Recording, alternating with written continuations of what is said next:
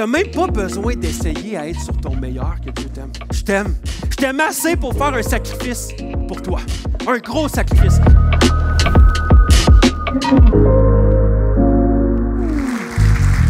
Ça va bien la chapelle? Tellement content d'être avec vous ce matin.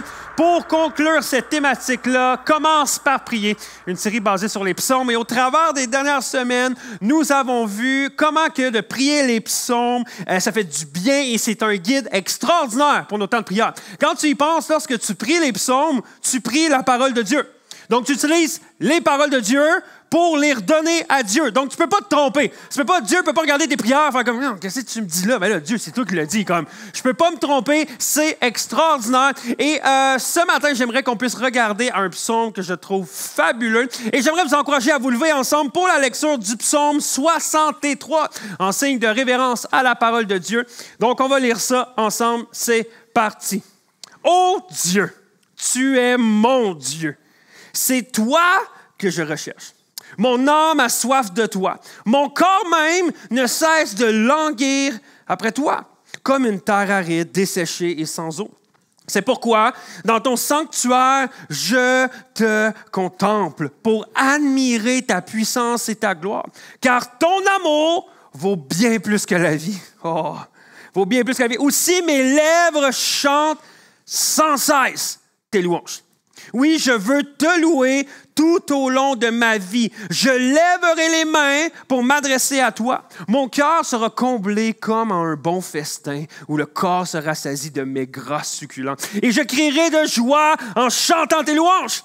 Lorsque je suis couché, mes pensées vont vers toi.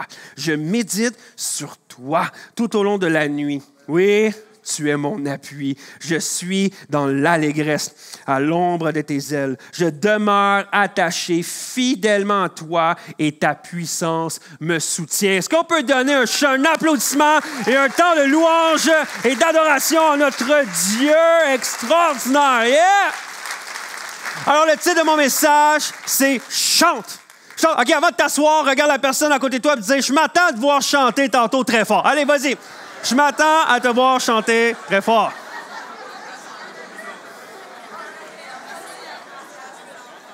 J'ai hâte d'entendre votre belle voix. Yes. Les psaumes sont un excellent guide pour prier, comme on l'a vu dans la thématique, mais lorsqu'on regarde aux psaumes, c'est majoritairement des chants. Lorsque tu regardes dans chacune des psaumes, au début, des fois, ça va être écrit « chant à chanter avec la lyre ou la sitar ou la guitare » ou quoi que ce soit. Et c'est vraiment comme des chants. Lorsque tu passes au travers des 150 psaumes, tu peux voir plus de 250 versets qui parlent d'adorer Dieu, de louer Dieu, de chanter à Dieu. Parce que l'adoration, le fait de chanter à Dieu, est un aspect central de la vie chrétienne. Mais la question qu'on peut se poser, c'est pourquoi? Pourquoi l'adoration, la louange fait autant partie de la vie du croyant? Pourquoi l'adoration fait autant partie de nos rassemblements? Pourquoi chaque dimanche, quand on se rencontre, la moitié de nos rencontres, on chante? Pourquoi on fait ça? Je vais vous expliquer pourquoi. Parce que l'adoration est le seul don qu'on peut offrir à Dieu. Notre adoration, c'est la seule offrande. C'est le seul cadeau qu'on peut offrir à Dieu. Puis quand j'ai compris ça, ça a complètement changé ma perspective de voir mon adoration. Parce que pensez à ça. Pensons à la prière. La prière, c'est pas pour Dieu.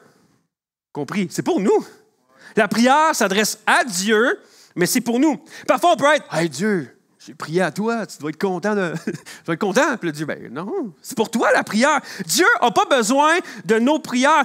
Nous avons besoin de parler à Dieu. J'ai besoin de me connecter à la source de vie. J'ai besoin d'être rafraîchi par sa présence et à sa parole qui me répond et qui me parle. C'est pourquoi que lorsque je vais dans la prière, c'est pour moi, c'est pas pour Dieu.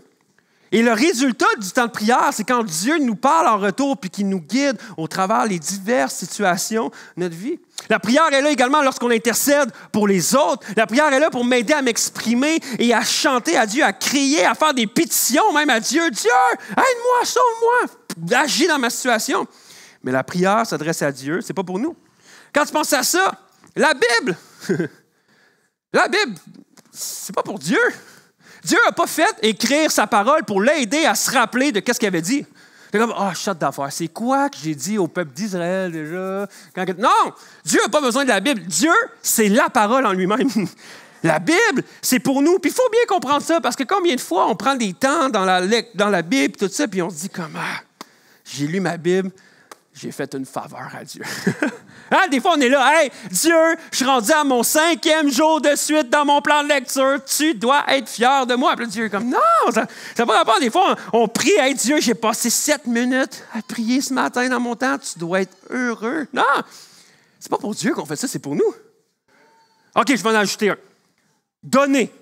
Quand on donne, quand on fait une offrande, lorsqu'on donne notre dîme, tout ça, lorsqu'on donne, oui, c'est dans une posture de cœur qu'on donne à Dieu, mais Dieu, as-tu vraiment besoin de notre argent? Non, Dieu n'est pas là au ciel. OK, 10, 20, 30, 40, 50. Mais non, Dieu n'a pas besoin de notre argent. Juste de nous rappeler que les rues au ciel sont pavées d'or. Dieu n'a pas besoin de notre argent. Donc, quand on donne, c'est à Dieu, mais c'est pour nous. La générosité s'adresse à Dieu, mais c'est pour nous. C'est pour transformer notre cœur, nous aider à modeler notre cœur semblable à Dieu. Parce que lorsqu'on donne, lorsque nous sommes généreux, ça change notre cœur égocentriste et ça nous aide à aller focusser notre regard sur son royaume. Et non pas prendre l'argent pour bâtir notre propre royaume sur terre, mais prendre l'argent pour bâtir son royaume sur terre. Parce que l'adoration, c'est le seul cadeau, par contre, qu'on peut offrir à Dieu, nos louanges, nos chants. Parce que l'adoration, c'est à Dieu, pour Dieu.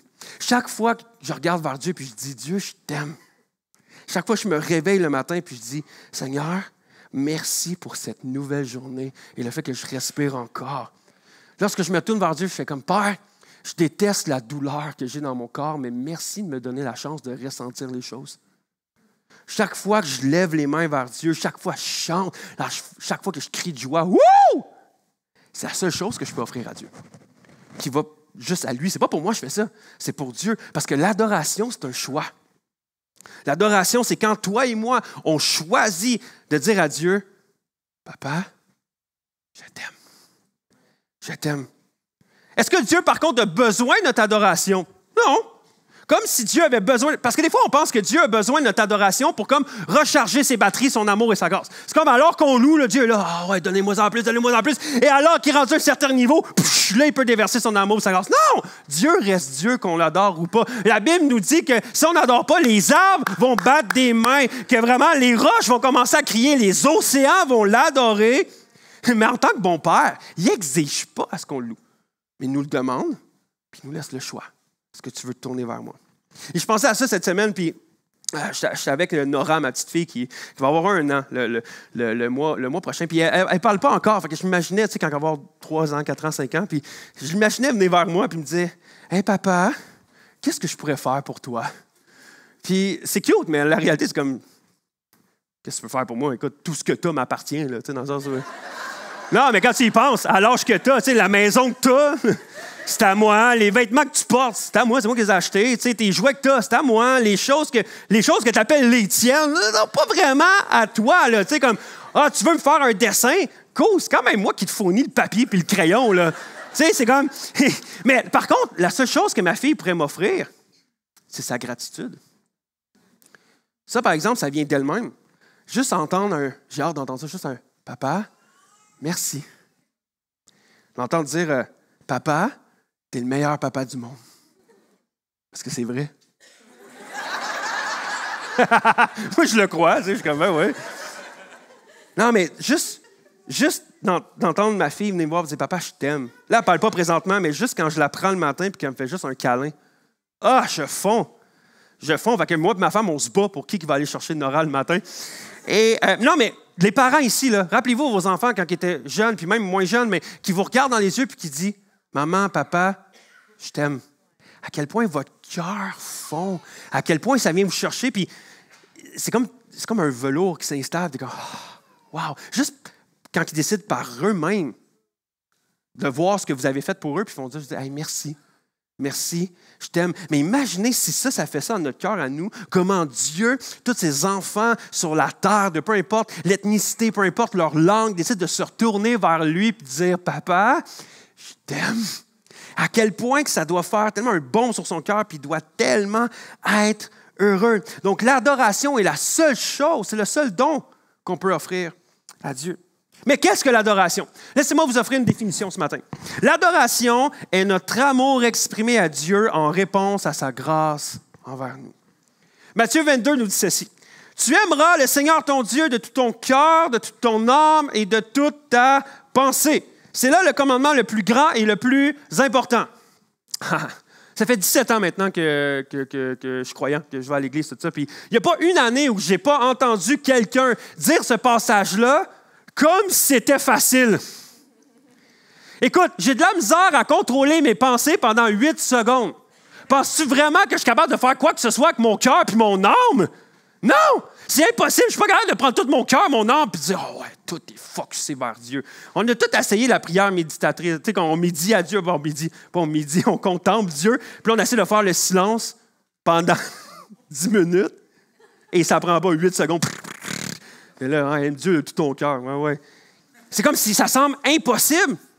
Ça semble complètement impossible, mais l'affaire, c'est que Dieu le sait. Mais quoi faire dans ce temps-là? Comment faire quand c'est impossible, mais je dois aimer Dieu de tout mon cœur, de toute mon âme, de toute ma force? La réponse, c'est que la foi chrétienne, la vie chrétienne, nous ne sommes pas appelés à la vivre seule. La foi chrétienne, c'est supposé être une dépendance envers Dieu. Donc, ça veut dire que Dieu ne veut pas qu'on fasse quoi que ce soit sans lui. Il veut qu'on soit avec lui.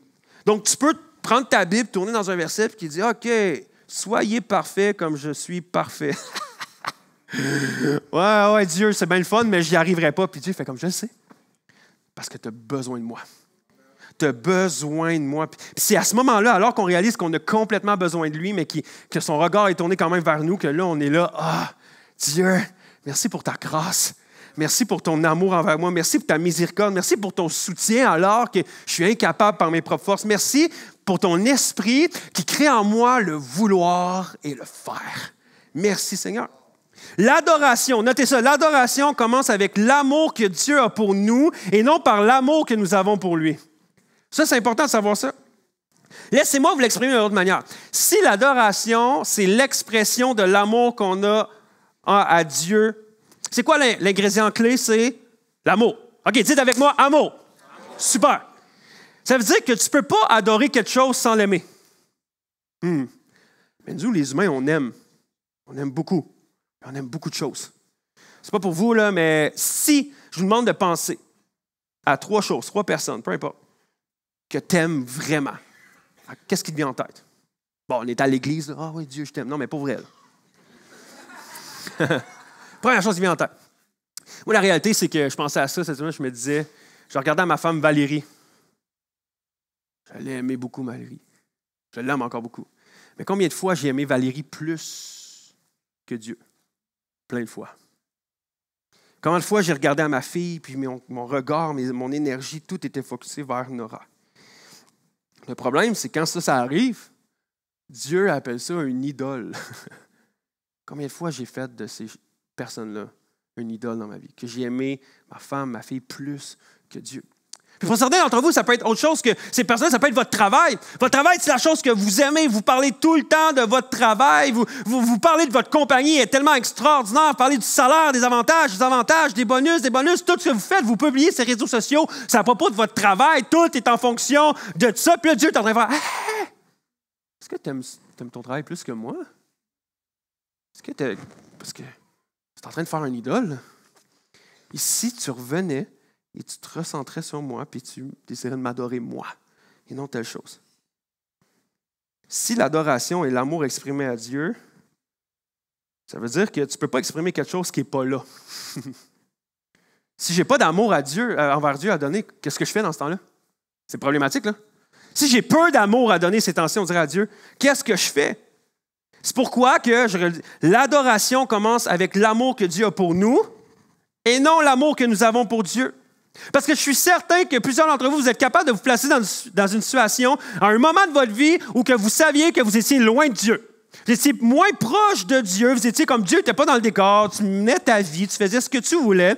Et à ce moment-là, tu avais plein d'amour à donner, mais pas à Dieu, à toi, aux gens autour de toi, et tu adorais autre chose. Puis là, tout d'un coup, tu fais comme, OK, ouais, mais j'avais pas d'amour pour Dieu, puis même j'étais nouveau chrétien, puis je savais pas trop comment faire, j'avais plein d'amour pour les autres, mais pas nécessairement pour Dieu. Mais c'est pour ça qu'il faut se rappeler que l'amour, l'adoration, en fait, commence avec l'amour que Dieu a pour nous. Puis c'est ça qu'il faut se rappeler, que la Bible nous dit qu'alors que nous étions encore pécheurs, ah, ça c'est bon, alors que nous étions encore pécheurs, Dieu nous a regardés chacun d'entre nous, puis il s'est dit, je t'aime. Je t'aime. Je t'aime assez pour faire un sacrifice pour toi. Un gros sacrifice. Et alors, à un moment, tu vas peut-être regarder vers moi, puis tu vas réaliser à quel point il y a quelqu'un qui t'aimait, mais qui t'aimait tellement fort qu'il était prêt à sacrifier gros pour être en relation avec toi. Jean 3,16 nous dit, « Car Dieu a tant aimé le monde qu'il a donné son Fils, afin que quiconque croit en lui ne périsse point, mais ait la vie éternelle. » La Bible nous dit que Dieu a tant aimé le monde. Pas le monde a tant aimé Dieu, alors il a offert un sacrifice. Dieu nous a aimés le premier. Tout part et se construit au travers de son amour pour nous. J'aimerais juste dire quelque chose ce matin. Si tu n'aimes pas Dieu en ce moment, c'est correct. Si en fait tu ne ressens pas son amour de sa part envers toi, c'est correct. Dieu t'aime quand même. Tu n'as même pas besoin d'essayer à être sur ton meilleur que Dieu t'aime. Tu n'as pas besoin d'essayer de cleaner ta vie, de dire, OK, mais là, lorsque Dieu, je vais être assez clean, puis lorsque je vais marcher assez sur un bon chemin, là, Dieu va m'aimer. Non, non, non. Dieu t'aime déjà. Et la réalité encore plus profonde, c'est qu'il n'y a rien que tu vas pouvoir faire pour empêcher Dieu de t'aimer. Dieu t'aime déjà. Peut-être que tu n'es pas prêt à le recevoir aujourd'hui. Peut-être que tu ne le comprends pas, tu ne le sens pas. Mais Dieu a déjà prouvé son amour envers toi. Puis il y a des gens dans la salle ce matin que je suis convaincu que vous êtes reconnaissants, que Dieu vous a aimé, que Dieu vous a secouru de la fosse, que Dieu est allé vous chercher, il vous a fait goûter à son amour et à sa présence et à sa main extraordinaire et que vous avez goûté, que vous avez vu, oh wow, Dieu est tellement beau et que vous avez vu son sacrifice qui a été fait pour vous. Et ça émane de la louange en vous. Si c'est toi, est-ce qu'on peut donner une acclamation à Dieu? Yeah! OK.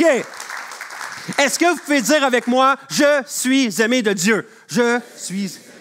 OK, on va le dire comme si on le croyait. OK? On commence. Je suis aimé de Dieu. Let's go. Ah! Merci. Parlant à mon âme, j'aime ça. Matthieu 22 nous dit qu'on doit aimer Dieu de tout notre cœur, de toute notre âme, de toute notre force, de toute notre pensée. Mais l'amour commence avec l'amour que Dieu a envers nous. Ça veut dire que nous n'adorons pas pour recevoir l'amour de Dieu, mais à partir de l'amour de Dieu. Ah! Ce matin, à la chapelle, j'aimerais vous encourager à ne jamais lever les mains, à ne jamais déclarer un mot de votre bouche ou de chanter dans l'espoir de prouver quelque chose à Dieu. Non, Dieu, je t'adore parce que je sais que je suis déjà aimé. Je t'adore parce que présentement, je le sais, que même si je ne le vois pas, je ne le sens pas, peu importe, ta présence est déjà là, puis je peux nager dedans. La Bible nous dit que Dieu siège dans les louanges de son peuple. Alors qu'on loue, Dieu est là. On n'a pas besoin de chanter plus fort ou essayer de faire des bacs vocales extraordinaires pour que Dieu fasse comme « là, je m'en viens ». Non! Non, il y en a qui chantent bien, là, mais Dieu n'est pas impressionné. Il y a des anges qui chantent au ciel 24 heures sur 24 pour lui. Je suis sûr que les anges chantent mieux que toi. OK? Donc, essayez pas d'impressionner Dieu. Soyez juste là, vrai devant lui. Et en fait, la réalité, c'est que le fait que tu sois ici ce matin, le fait que tu respires, le fait que tu es capable de te tenir debout, d'être capable de penser, ça veut dire que tu es aimé. Tu es aimé. Et juste ça devrait créer en nous un désir incroyable de dire « Ah, Seigneur, je t'aime. Merci, Seigneur. » De juste faire comme « OK, quand on est conscient que Dieu nous aime, que la maison que j'ai, c'est parce que Dieu m'aime. Parce que le travail que j'ai, c'est parce que Dieu m'aime. L'argent que j'ai, c'est parce que Dieu m'aime. Que la famille que j'ai, c'est grâce à son amour. Que la liberté que j'ai en lui, c'est grâce à son amour. La guérison que j'ai eue sur ma vie, sur mon cœur, sur mon âme, sur ma pensée, c'est grâce à lui. Puis quand on est conscient de ça, ça crée un feu brûlant en nous. Puis qui fait comme, oh, je veux donner à Dieu une adoration qui lui est due. Et je suis convaincu que plusieurs avec moi ce matin, vous allez chanter fort tantôt à Dieu. Puis on a un bon setlist de louanges. Là. On l'a fait ce matin, puis j'ai déjà hâte, OK? Même moi, je suis comme Jasmin, arrête de prêcher, puis on va aller louer Dieu, OK? Parce que, je vous le dis, ça va être bon, mais je m'attends à ce que chacun d'entre nous, on va chanter. Mais, je ne veux pas laisser personne derrière ce matin. Et alors que je préparais ce message-là cette semaine, j'avais vraiment à cœur certains frères et certaines sœurs. Je ne sais pas qui vous êtes, je ne connais pas de nom, mais je sais, je suis convaincu qu'il y a des personnes ici que ce matin, c'est que tu ne le sens pas. Je parle de louange, là, puis tu es comme, non. Mais j'aimerais t'encourager ce matin.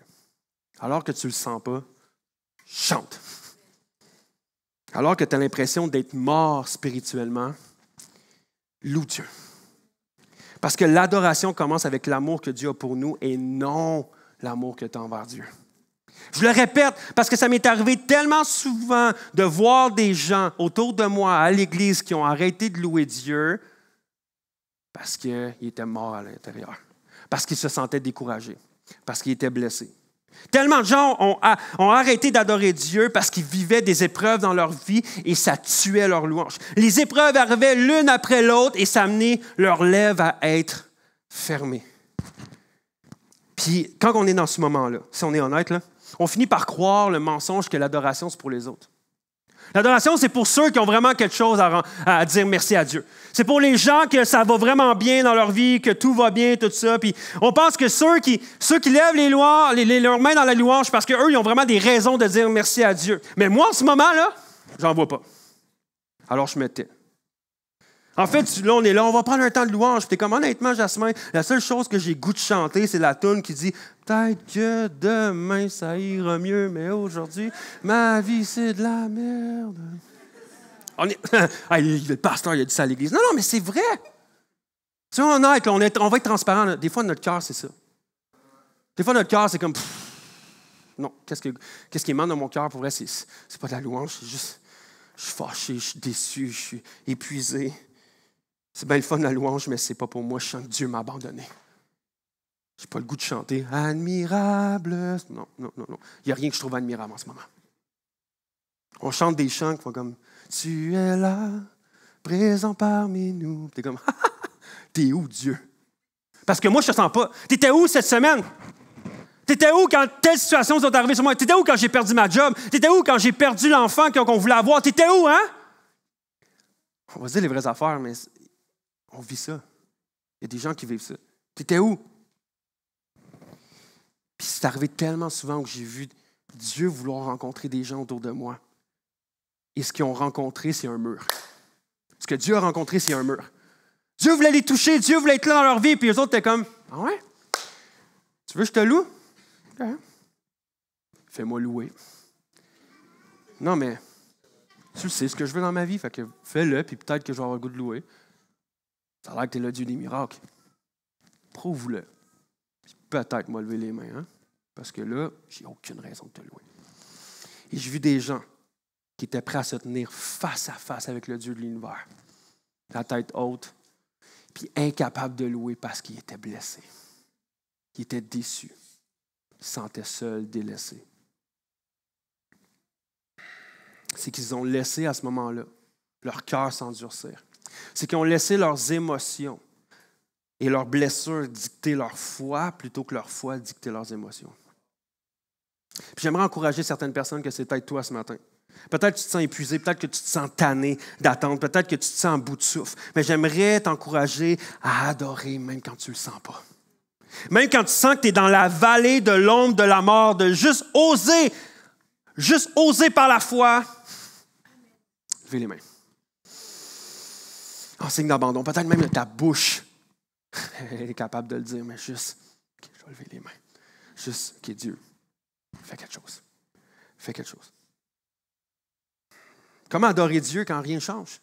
Comment adorer Dieu? Comment adorer Dieu quand je n'ai pas plus d'argent qui rentre dans mon compte pour payer mes dettes? Quand je me sens toujours seul, puis finalement, Dieu ne pourvoit pas un mari ou une femme. Quand ça fait des années qu'on essaie d'avoir des enfants, puis je n'ai pas plus d'enfants dans ma vie. Donc, comment louer Dieu quand mon couple est sur le bord du divorce et ça ne se règle pas? Comment louer Dieu quand je suis encore aux prises avec la même dépendance jour après jour? Comment adorer Dieu quand mon cœur s'est endurci, puis je suis comme... faire. Oh, OK, je ne sais pas comment faire. Je dois aimer Dieu de tout mon cœur, de toute mon âme, de toute ma pensée, mais je suis incapable.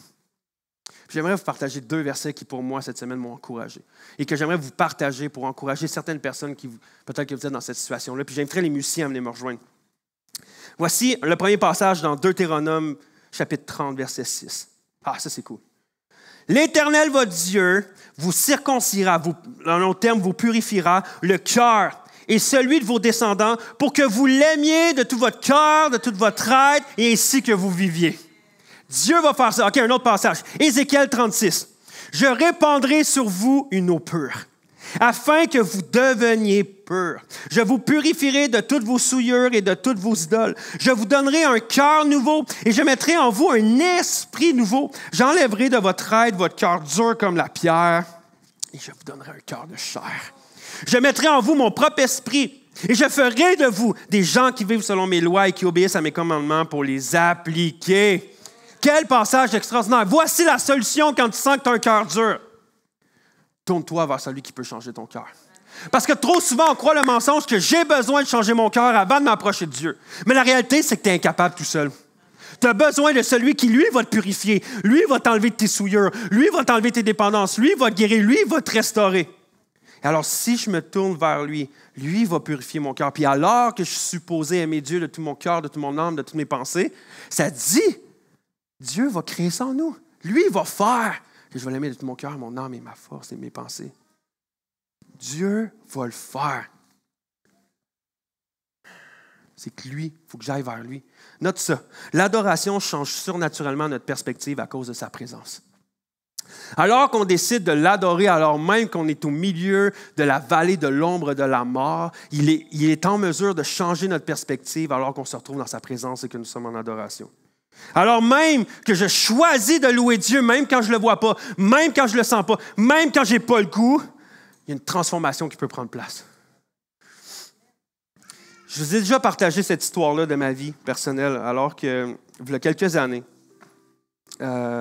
pour une raison que j'ignore, Dieu a permis que je passe par une séparation qui a mené à un divorce.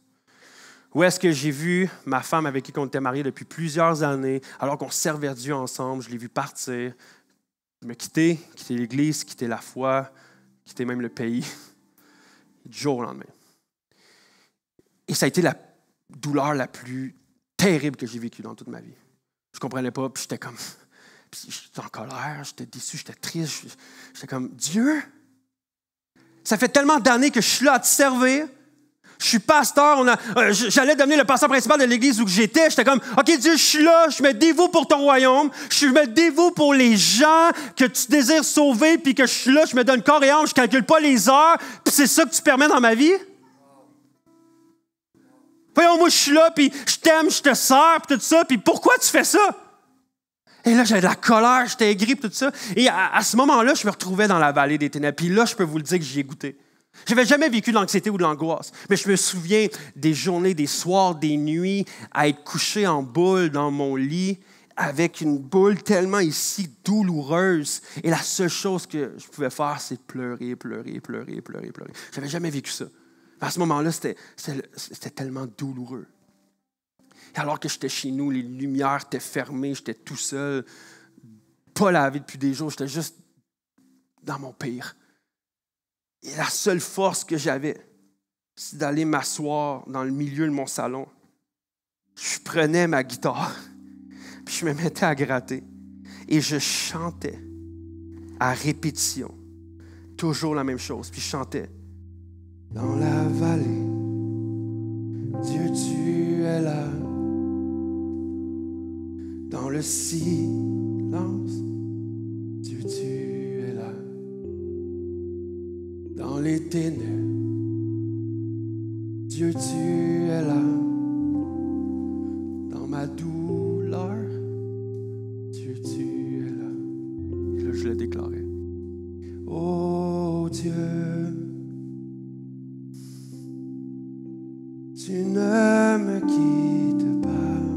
Et j'essaie de le redéclarer encore et encore, même si je ne le croyais pas. Toujours,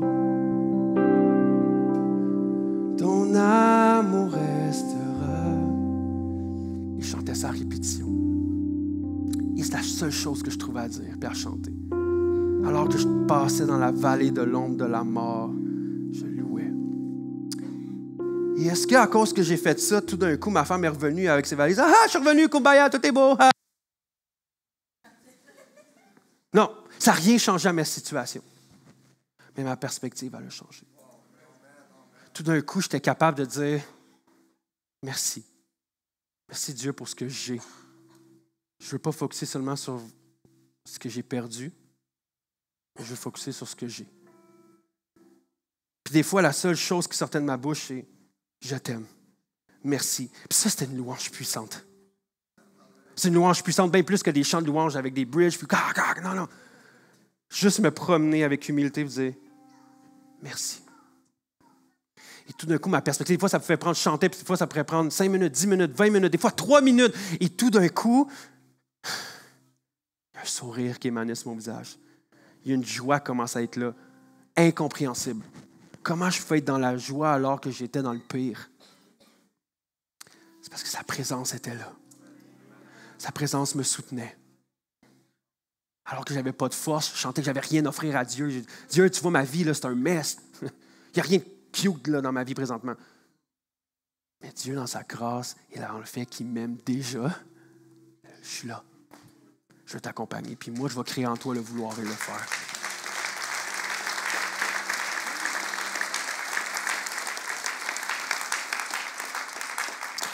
Alors, ce que j'aimerais dire à certaines personnes ce matin, c'est, alors que tu ne le sens pas, précipite-toi à adorer Dieu. Même quand tu sens que ton cœur est de pierre et que tu n'as pas de raison de louer Dieu en ce moment, vas-y. Vas-y par la foi. Vas-y juste par la foi. Puis même si tu es déçu, même si tu es épuisé, même si tu es blessé, cours vers l'adoration. Même si tu te sens seul, cours vers l'adoration. Même quand tu as des pensées suicidaires, cours vers l'adoration. Dieu va changer ta perspective. Et on va prendre un temps pour louer Dieu. Puis je sais que là, je parle à des personnes, peut-être que c'est plus difficile. Puis il y a plein de personnes ici, là, que ça va bien. Puis c'est cool, puis je suis content pour vous. Puis ça va nous donner toute la puissance puis l'énergie ensemble de louer Dieu. Puis on va le faire. Puis je m'attends que vous allez être fort, là. OK, ça va être plus fort que le son, comme... OK? Ça va être incroyable. Mais je veux pas passer à côté des personnes qui c'est plus compliqué ici. Puis j'ai prié pour des personnes ce matin à la première réunion, puis je vais le faire encore en ce moment. Puis je veux vous demander de faire un pas courageux. Parce que peut-être qu'alors que je parlais des situations difficiles, alors que je parlais que tu passes par une vallée. Puis tu dis ça, Jasmin, là, c'est moi. En ce moment, là, je sens que j'ai ce cœur-là, j'ai pas le goût, j'ai pas cette puissance-là, je le sens pas.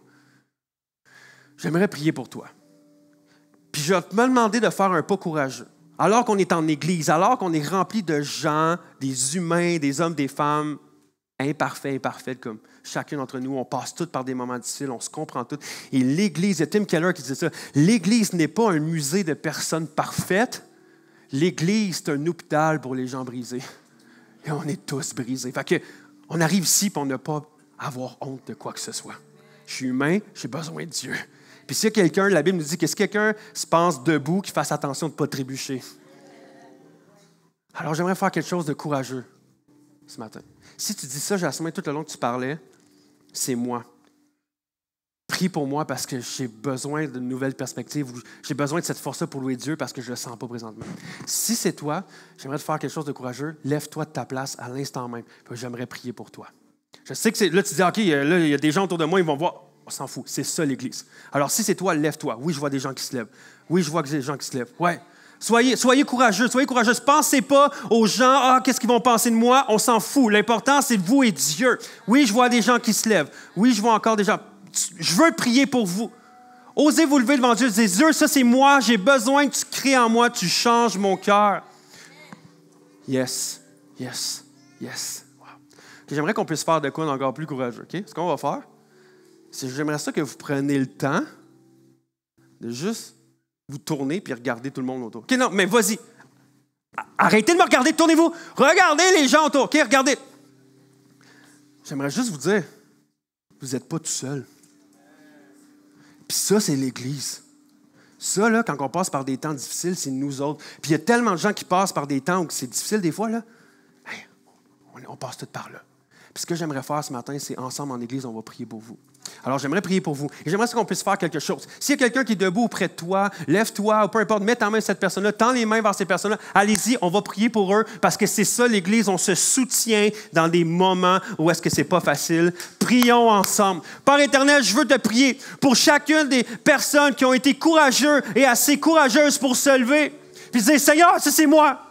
Seigneur, je passe par la vallée. Présentement, là, je vois pas de raison de te louer. Dieu, mon cœur s'est endurci à toi. Père éternel, je te prie que par ton eau vivifiante, que tu viennes purifier leur cœur, que tu viennes les enlever de leur souillure, que tu puisses changer leur cœur de pierre en cœur de chair, que ce matin, alors qu'ils vont oser lever les mains dans la louange, qu'ils puissent vivre une transformation surnaturelle, une perspective nouvelle au milieu de leur situation. Père, on veut déclarer qu'aucune épreuve va venir voler leur louange. On veut déclarer qu'aucune difficulté va venir voler leur louange. Aucune blessure, aucune épreuve, aucune douleur va venir voler leur louange de leurs lèvres. Et que chacune de ces personnes-là vont être des adorateurs et des adoratrices sur pied et des personnes qui vont déclarer même au milieu de la vallée, « Oh Dieu, tu es incroyable, ma louange va chanter vers toi. Je serai rempli de joie, je crierai de joie dans ta présence, Père éternel. » Mets ta main sur eux, qu'aujourd'hui, ils puissent vivre ta main guérissante, ta main transformatrice et que dans ta présence, ils puissent vivre une transformation. Et c'est dans le nom de Jésus que j'ai prié. Et tout le monde dit avec moi, Amen, Amen. Est-ce qu'on peut donner gloire à Dieu qui entend nos prières? Et maintenant, alors que chacun d'entre nous, on est debout, j'aimerais inviter tout le monde à se lever si vous êtes assis encore. Et j'aimerais qu'on puisse terminer avec chacun d'entre nous ce désir-là de louer Dieu. On va louer Dieu ensemble et j'aimerais relire le psaume 63 qu'on a lu au départ. Et j'aimerais juste vous dire qu'au début du psaume 63, ça dit ceci. Psaume de David lorsqu'il était dans le désert de Juda. Alors que David a écrit ce psaume-là, il n'était pas dans un moment où est-ce qu'il venait d'avoir une bonne nouvelle puis tout allait bien. Non. Il se réfugiait puis il se cachait dans le désert parce qu'on voulait le tuer. Et il y a des théologiens qui pensent même que c'était Absalom, son fils, qui courait après lui pour le tuer. David est au milieu du désert, il est obligé de se cacher parce qu'on en veut à sa vie, puis même son propre fils veut le tuer. Et voici ce qu'il dit, qu'il déclare ensemble. « Ô Dieu, tu es mon Dieu, c'est toi que je recherche. Mon âme a soif de toi. Mon corps même entier ne cesse de languir après toi, comme une terre aride desséchée sans eau. C'est pourquoi dans ton sanctuaire, dans ton église, à part, ici à l'église où on est, je te contemple pour admirer ta puissance et ta gloire, car ton amour vaut bien plus que la vie. Aussi mes lèvres chantent sans cesse tes louanges. Oui, je veux te louer tout au long de ma vie. Je lèverai les mains pour m'adresser à toi. Mon cœur sera comblé comme un bon festin. Le corps sera saisi de mes gras succulents. Et je crierai de joie en chantant tes louanges. Lorsque je suis couché, mes pensées vont vers toi. Je médite sur toi tout au long de la nuit. Oui, tu es mon appui. Je suis dans l'allégresse et à l'ombre de tes ailes. Je demeure attaché fidèlement à toi et ta puissance me soutient. Père éternel, on veut ce matin t'offrir un sacrifice de louange. On veut te donner ce qui t'est dû. On ne veut pas regarder à nous, on veut regarder à toi. À quel point tu es un Dieu extraordinaire, à quel point tu es un Dieu qui mérite d'être loué et adoré. Dieu, tu es puissant. Dieu, tu es merveilleux. Dieu, tu es vraiment glorieux. Et Père, je te prie que ce matin, le sacrifice de louange qu'on a puisse être un parfum de bonne odeur pour toi. Et qu'alors qu'on va être dans ta présence, que oui, ta main va être là, oui, ta présence va changer notre perspective. Mais Dieu, on ne veut plus regarder à nous ce matin, on veut regarder à toi et que tu vois notre joie, que tu vois nos sourires, que tu vois notre cœur. Et Père, on veut juste te dire, je t'aime. Je t'aime, je t'aime. Est-ce qu'on peut donner une ovation à notre Dieu? Et je vous souhaite un excellent temps de louange. Bon dimanche. Merci d'avoir pris le temps d'écouter ce message avec nous. On met à ta disposition plusieurs ressources pour t'aider à grandir dans ta foi. Des messages, des témoignages, mais aussi de la musique qui se retrouve sur nos plateformes. Tu peux découvrir tout ça et encore plus sur notre site web et tu peux également nous suivre sur nos médias sociaux pour ne rien manquer de nos prochains contenus et de nos prochains rendez-vous. On se revoit tout le monde la semaine prochaine. À bientôt.